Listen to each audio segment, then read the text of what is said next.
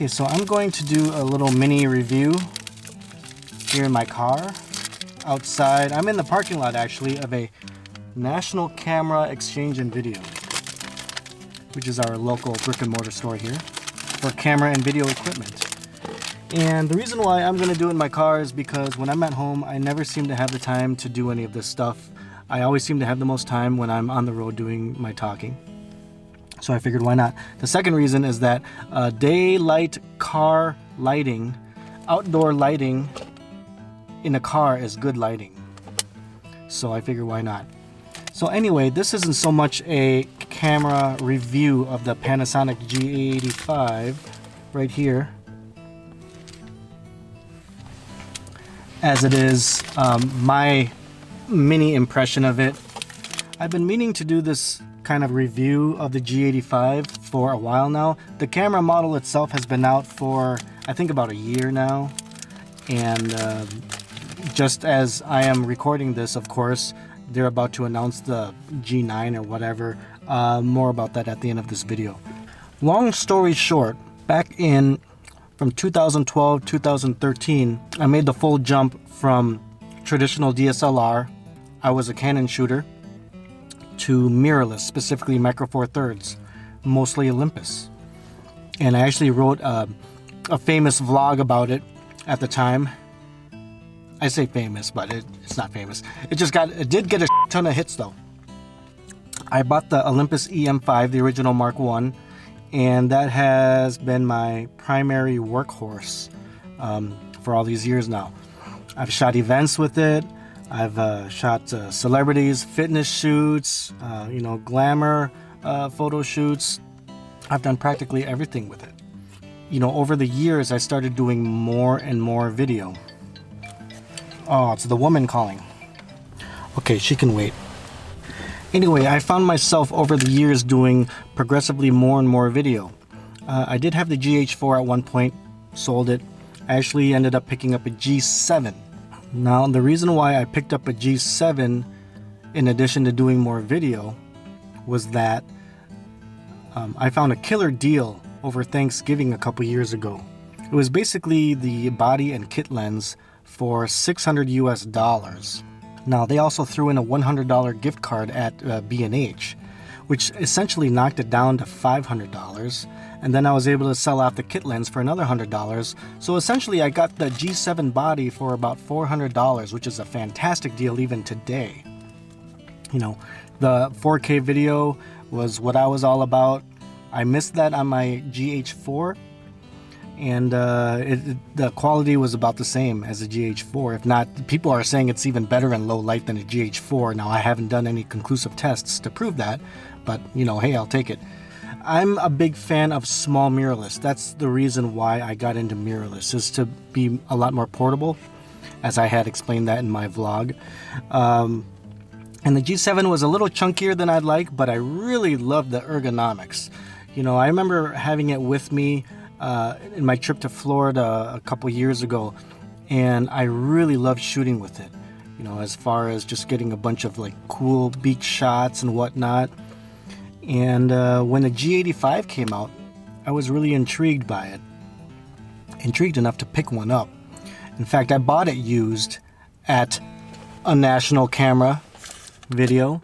And at the time that I bought it earlier this year, it seemed like it had barely been used. I checked the firmware and it was still 1.0 or something like that. At the time, Panasonic had just released the new firmware that corrected the buzzing noise, the ongoing noise of the in-body image stabilization, and the previous owner hadn't done that. Can you hear that? It's a little unsettling. And as soon as it updated, the image stabilization noise shut off. So at least that part worked. Very happy. I had the impression that the previous owner of this G85 really didn't know how to use it. So probably returned it and I got a good deal out of it. I wanted to find out two things. The first thing was because I was doing more video, I wanted to find out if it was an adequate replacement to my aging 5-year-old EM5 Mark I. Number 2 was that I wanted to see if it was a worthy successor to my G7. Now, the improvements over the G7, the major improvement for me is the in-body image stabilization. I honestly think that all camera companies should go in-body image stabilization instead of the lens. That way, when you're using, manual lenses or lenses without the image stabilization, all the lenses will be corrected for that. And then the other thing that really intrigued me was it got rid of the optical low pass filter on the front of the sensor. So Panasonic claims, I think, about 10% extra sharpness just by getting rid of that filter alone. That really intrigued me because even though it's the same old typical Micro Four Thirds 16 megapixel sensor, which they've been recycling for I don't know how many years now, forever. Every tiny little bit of image quality I can squeeze out of it, even if it means getting rid of that filter and getting that tiny bit extra sharpness to me, was worth looking into. The first thing I did when I picked it up, of course, is that I updated the firmware, so then it got rid of the buzzing image stabilization noise or any other kinks that they had to work out. Ergonomically, it feels about the same as the G7. The only thing that really bugged me about this, and I don't know why, is that the microphone port right here, like when you plug in a microphone and then you flip out the screen, it kind of goes in front. It kind of blocks part of the screen, which I have no idea why they did that. I didn't have that problem with the G7. Other than that, I mean, ergonomically and grip-wise and feel-wise, it's great. Oh, it's the woman calling again. The other thing I really like about the G85 is that it uses... There she goes again. Again, the other thing I like about the G85 is that it uses the same batteries as the G7. So if you have a G7 and you're picking up a G85 or G80, whatever it is in your country, you can use the same batteries. This is a third-party battery, Wasabi. I'm not going to pay for the ridiculously expensive battery grip. That's ridiculous. I just carry multiple batteries. One thing I do want to mention is that the G85 compared to the G7 has a brand new shutter mechanism. It's like whisper quiet. It is unbelievable. I know that there were some concerns about shutter shock in the older Panasonic cameras. I never really experienced it in the G7, but in reality I don't understand why I didn't get more of it, because the shutter was so loud. It was like... So I know a lot of the older Panasonic cameras had that too, like my GH4 had it, my G3 had it. So I was really pleased to see this new shutter mechanism in the G85. This is like a leaf shutter. Like, check this out. I don't know if you can hear this.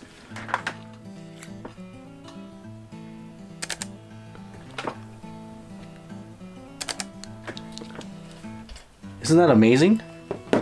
And the G7, sometimes people had to resort to electronic shutter just to eliminate potential shutter shock issues.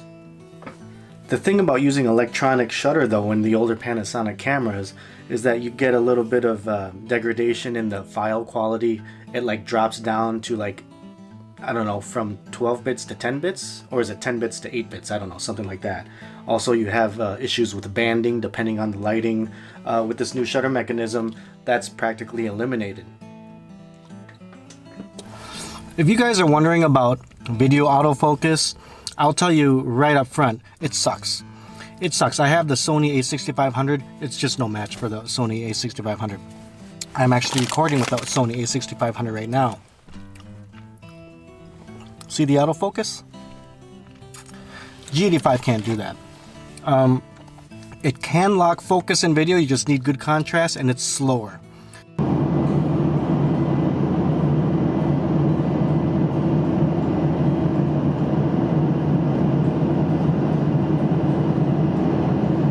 As far as, like, I tried using the the face detection for video autofocus. I remember earlier this summer I was in the car with my buddy Henry, and we were just doing a vlog, and I put it on face detect autofocus for video, and even though it shows the box circling our faces, it wasn't even close to being in focus. It was terrible. So yeah, you're not really getting this camera for its video autofocus. I remember also that there was a gig where I was shooting some stills and video of Gene Simmons, and I handed the G85 to my assistant with the 25mm 1.4, and you know, I put everything on auto for her, and I just said, just take some video clips. And going through the video clips, the autofocus was just absolutely terrible. I mean, granted, the light was low in the venue we were shooting at, but it was just absolutely terrible. You know, I was taking video clips with my A7 R2, and it did considerably better. So, you know, that's what you get, you know, with contrast detect autofocus for video. I haven't done too much more autofocus in video tests. I just know it's not that great, so what's the point? That aside, autofocus for stills is fantastic. Single point autofocus is as fast as you can get.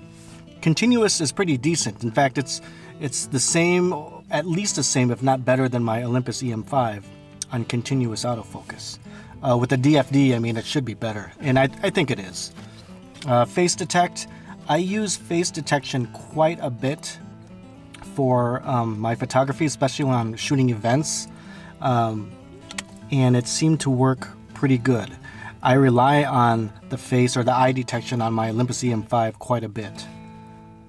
I was really concerned about the JPEG quality, tweaking the JPEG quality of the still photos on the G85, because that's one of the strengths of Olympus. Olympus has really awesome JPEG output, one of the best in the industry as far as pop and colors. Now, I wanted to tweak my G85 to see if I can get close. I know traditionally Panasonic has been kind of lackluster in the JPEG department. Supposedly they corrected it quite a bit with the G85. I haven't had a chance to play with it. Okay guys, so I don't have anything very scientific here as far as showing you a comparison between a JPEG out of a Panasonic camera compared to an Olympus camera. Unfortunately, this is all I have, but I thought I should try to back up my words a little bit, even though on the internet it is a general consensus that out of camera JPEGs from the Panasonics, at least in the models prior to the GH5, are worse and not as pleasing looking as Olympus stuff. I actually had an idiot try to argue with me online about this at the MU43 forums. But you can see here, this is Stephanie. You can see more of Stephanie on my website, by the way. Of course, I had to censor it here for YouTube, but this is not an exact angle shot, but it is the exact lighting and the exact settings, just two different cameras. And you can definitely see on the Panasonic GH4 how it's a little more washed out. The skin is actually a little more waxy looking, and you can see how much more pop the Olympus straight out of camera JPEG has. You know, it's a little more clarity and contrast. It just looks a little richer, a little more punch to it. And if you cannot see this difference, then I don't know what to tell you. But I figure if I can tweak my G85 to where it's close enough to my EM5 output, I guess I'd be pretty happy, because when I shoot events, especially when the pictures need to be printed out on the spot, I need to work in JPEG. I need to be happy with how I capture the picture in camera, and then it goes immediately to the printer. So I did have to do quite a bit of tweaking on my G85 as far as the saturation and you know, the color and the contrast and the sharpness. I turned the sharpness all the way down, by the way, because the noise reduction is pretty aggressive on this. So you want to turn your sharpness actually all the way down, ironically, if you're going to shoot JPEG on this. But I did a photo shoot with the beautiful Rihanna, one of my trusty models. Again, you'll see that these are straight out of camera JPEGs, and I'm pretty happy with the output Very happy with the sharpness, the color, the contrast, and in that sense, I think it can replace my EM5. Now the actual test of sharpness. So what I did is I took a photograph of a $100 bill. That's practically my life savings right there. And I used, I believe, the Panasonic Leica 25mm 1.4. And I shot with my G7. I did a test. And I wanted to see how much detail I could pick up with the G85 compared to my EM5 and compared to my G7. And the results were very interesting. I mean, it's about what I expected. Now, if we're looking at this 1:1, 100% magnification, if you look at the G7 photo of the $100 bill compared to the G85, you can definitely see a difference. You have to look a little hard. If you're not used to being a pixel peeper, you'll have to kind of look a little bit, but there is definitely a difference. So that's not just marketing fluff. Removing the optical low pass filter on the G85 really does help with the image quality, and I will take whatever sharpness I can get. The more interesting comparison is with the old EM5. If you look at both the G85 and the EM5, you'll notice a couple things. One, that there's even less of a difference between those two, which kind of leads me to believe that the Olympus EM5 either didn't have a filter or had it was rumored that it had a very weak filter in front of its sensor. So the detail is really similar. I still think that on a pure per pixel sharpness, the G85 is sharper.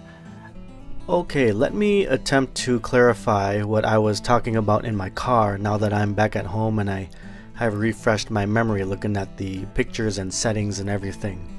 These are 1:1 actual size crops of the $100 bill, and this will show really good detail here to demonstrate what I'm talking about in comparing the cameras. On the very left here, we have, obviously they're all labeled, we have the Panasonic G7. These are straight out of the camera JPEGs, I want to stress. And as you can see, if you look at just the left two, the G7 and the G85, and you can immediately see, well, there's a couple things of note. It looks like the G7, and even if you look all the way to the right, the EM5, the pictures actually look a little bit bigger. The dimensions seem to be slightly bigger at full size. Anyway, interesting note. But you can actually see that there's more detail retained in the G85 thanks to the lack of optical low pass filter. And it's a little mushier on the G7. It's a little subtle, but you can see it. What's interesting is if you crank up the contrast in the camera of the G85 +5 all the way, the output is a little more punchier. It's much more pleasing. And the interesting thing of note is the old Olympus OMD-EM5, at first glance it actually looks like it's very detailed and possibly the most pleasing one just from the clarity and contrast alone. Again, this lends credence to the rumor that either it didn't have a low pass optical filter or it was very weak on the sensor. I tend to think that they really cranked up in the processing, they really cranked up the clarity and the contrast. It almost, to me, looks like it's just a tad overdone, kind of in the same way where if you're printing out ink on paper and then there's too much ink on the paper, it kind of the fine lines of the ink kind of bleed into each other. I kind of get that impression here for some reason. The very interesting thing is, if you take a raw photo, remember these are all JPEGs out of the camera, if you take a raw photo and you run it through a raw processor, like for me, I think the best raw processor for Micro Four Thirds is the DxO Optics Pro. I think they changed their name now actually, I forgot what it was. But here is a 100% actual size of the same photo This time the RAW was processed with DxO Optics Pro, I think version 11. And this is the default output. I didn't change any of the settings. This is exactly what DxO Optics Pro spit out at me. And you can look and tell when I bring it up next to the G85 in camera, even with the contrast turned up in camera, the results you get out of the DxO when you run the RAW file through it is superior to it. Superior in contrast, clarity, detail, sharpness, everything. And it is much closer to the Olympus. In fact, I think it's even sharper than the Olympus because the Olympus looks like it's too over-processed to where you might see some artifacting. It looks like you might see a little bit of stair-stepping in some of the detail here. The detail is so well retained, the fine lines on this version. So for best results, in my opinion, you want to take your G85 RAW files and just run it through DxO Optics Pro for maximum sharpness and clarity. The funny thing is, when I tried to open these pictures up in Photoshop, it wouldn't let me because these are high-resolution photos of currency. I didn't know that that was an obstruction that I had to deal with Photoshop. So they have some algorithm that detects that it's money, and I guess they're trying to prevent counterfeiters or something, you know, printing high-res photos of money. So I actually had to find a workaround. The one thing that I'm not very fond of as far as the G85 compared to my EM5 is that its flash sync speed is only 1/160th of a second. Whereas on my EM5, my flash sync speed is 1/250th of a second or something like that. That bit of shutter speed will actually make a difference when you're trying to control ambient light and balancing it against external flash. That's the only disappointment with this. Hopefully they'll correct it in the upcoming G9 or whatever and raise the flash sync speed. And here is one last quick demo of the sharpness that you can get with the Panasonic G85. Here's a portrait I took of rockstar Dee Snider of Twisted Sister and host of the House of Hair. And this is the full photo here. Now if I zoom in 200%, this is 200% crop. And look at the reflection in the glasses. I mean, look at the detail that you can see. You can actually see me and the light sources. You can see me taking the photo. You can actually see his hands in the reflection of the glasses. Once again, a testament to the stunning sharpness of the filterless G85 sensor. Now with these image stabilization tests, I really wanted to test it out to the maximum of my ability. So what I did was I took my Panasonic 35-100. I actually shot it at 100 millimeters, which is full frame field of view equivalent of about 200 millimeters. So I shot it at the long end to make it difficult for me. I tried it with the G7, and then I tried it with the G85 with its in-body image stabilization. No contest, it obviously works. And then I compared it, the G7, with the lens stabilization turned on. And then I compared it with the G85 with it also turned on. Which means that with this camera, if you use a compatible lens that has image stabilization, you get dual IS. So you get the IS of the lens and the body working together. Whereas in other situations, you're just either using the body or just the lens. I also want to note something surprising here. Olympus has long been known as the gold standard of 5-axis image stabilization ever since mirrorless cameras started to become popular. But here you can see the dual IS action of the Panasonic G85. You'll notice that in this test, the G85 is actually a little bit sharper than the Olympus EM5. At the long end of 100 millimeters, I was able to get sharp shots on both all the way down to 1/5 of a second. Again, this is at a 200 millimeter field of view equivalent if you're using a full frame standard. So I was able to get consistent sharp shots at 1/5 of a second. I might miss 1 or 2 out of 10 shots. At 1/3 of a second, that's where it starts to get dodgy for me. It was hard for me to get a sharp shot at 1/3 of a second on both, even though I was able to get some every now and then. But it seems like that's my threshold there, is the 1/5, 1/3 of a second for image stabilization handheld. And speaking of image stabilization, I was really impressed with walking while filming 4K video with the G85.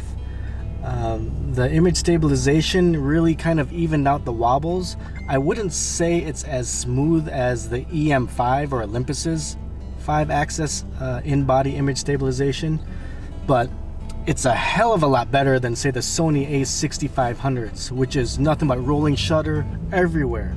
It was just like I can't do anything moving or walking with the A6500 unless I can correct it in post. But the G85s is actually really, really good. This thing boasts weather sealing. I went out with my photographer friend Un, and we went shooting on a rainy night in downtown Minneapolis. It worked. It worked great, as you can see. What impressed me even more is back earlier this summer when I was traveling, I had a mishap where I spilled buffalo sauce all over my camera.